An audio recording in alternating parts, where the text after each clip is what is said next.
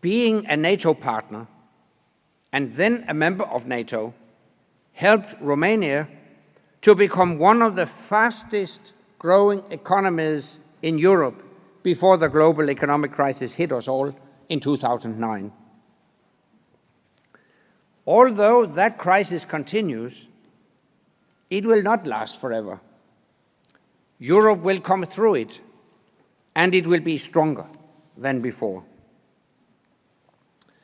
Finally, membership of NATO and also the European Union has helped to open up our societies and open up our opportunities. Today, you are free to study where you want and to share ideas. You have access to news and information from around the world. You can travel overseas, and not just for holidays. You can work and live abroad too. Take, for example, my spokesperson, who is here with me today. Oana studied at this very university in the communist period, when Romanians had few opportunities to travel. NATO was the enemy, and freedom was just a dream. Now she, along with so many others born in Romania, are playing a vital role in the NATO alliance in ways they could not have even imagined 25 years ago. So NATO's open door policy has helped to improve the quality of life for millions of people across our continent. It has delivered greater stability, greater prosperity, and greater opportunities. These are all tremendous achievements. However, we cannot and we must not take any of these achievements for granted, because our vision of a Europe whole, free, and at peace is not yet complete. We must continue to work hard, all of us, to turn this vision into reality. First, there is work to do in our own NATO member countries.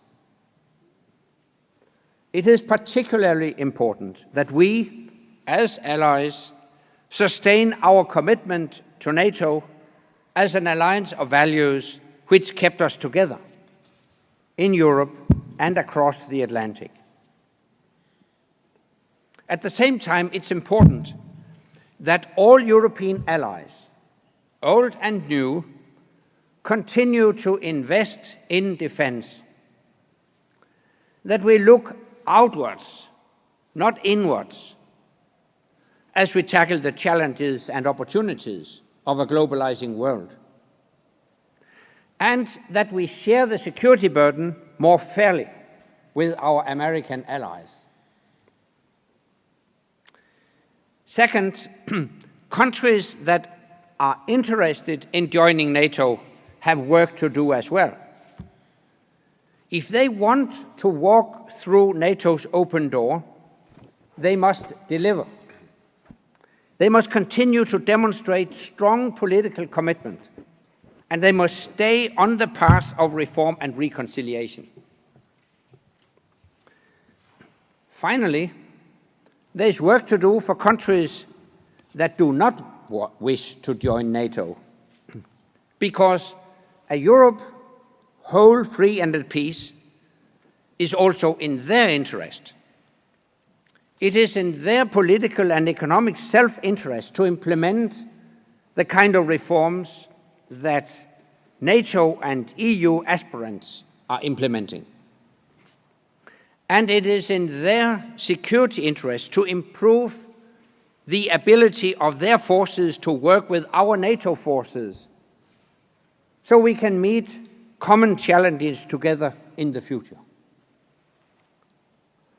NATO will continue to assist partners across Europe and beyond by offering them opportunities to train with us, learn and reform with us. So there is work to do for all of us. But what is the way ahead? Which nation or nations will be next to walk through NATO's open door? And when will that be? The Western Balkans is a strategically important region for NATO. It is located at the very heart of Europe, and the alliance has already made an enormous investment there.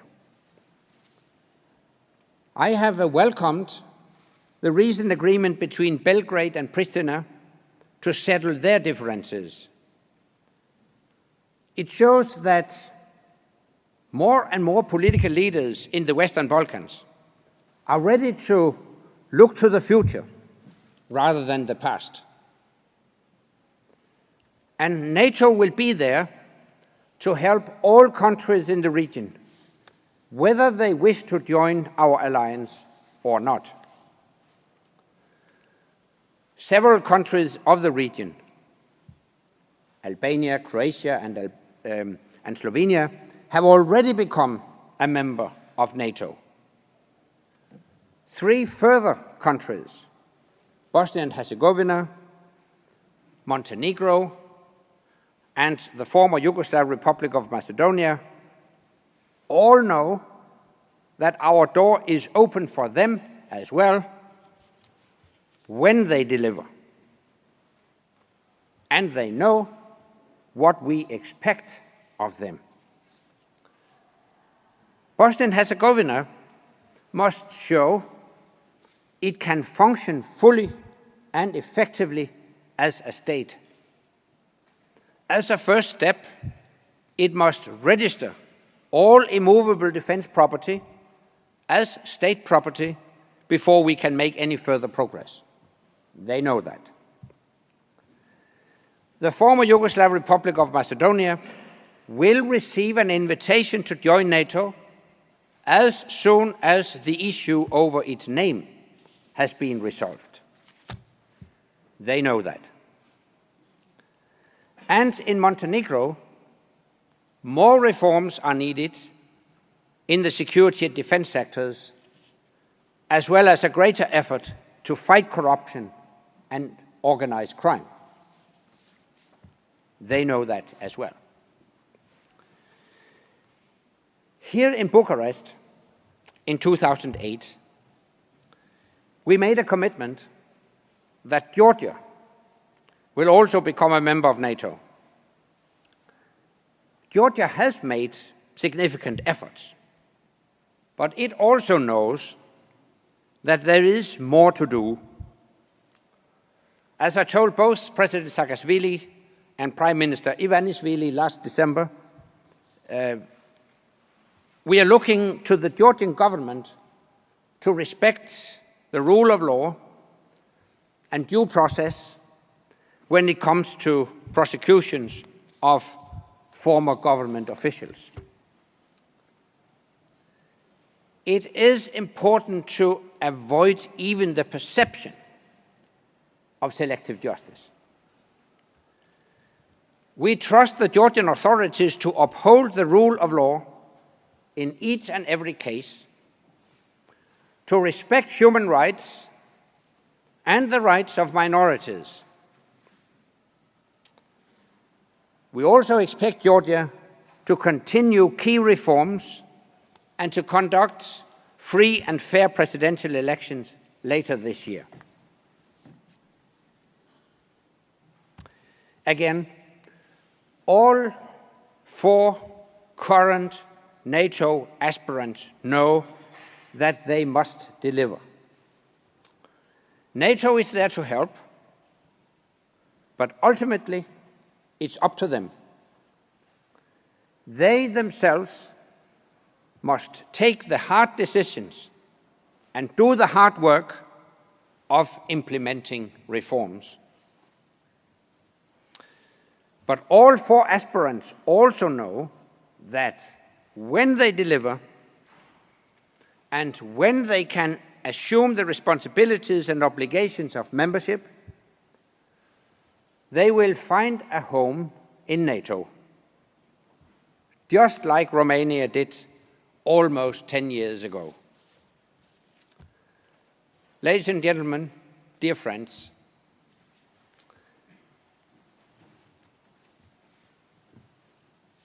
when I was younger than I am today, when I was at the same age as some of you, NATO and Romania were on opposite sides of an iron curtain. And it was hard to imagine that things would ever change. But things did change. And they changed for the better. Today, instead of being on opposite sides, we are on the same side. And both NATO and Romania are stronger as a result. For you, the younger part of this audience, the Cold War and the Iron Curtain are ancient history. During your lifetime, you have only seen the rise of a new Romania. And you have also seen the rise of a new Europe. A Europe that is increasingly whole, free, and at peace. By keeping our door open for new members, NATO has helped to shape our new Europe, and we will continue to do so. But the new Europe is also your Europe. And so I encourage you to help shape it too, by taking part, by making the most of the opportunities you now have, and by making your voice heard. Together, we can and we will make the new Europe a reality. Thank you.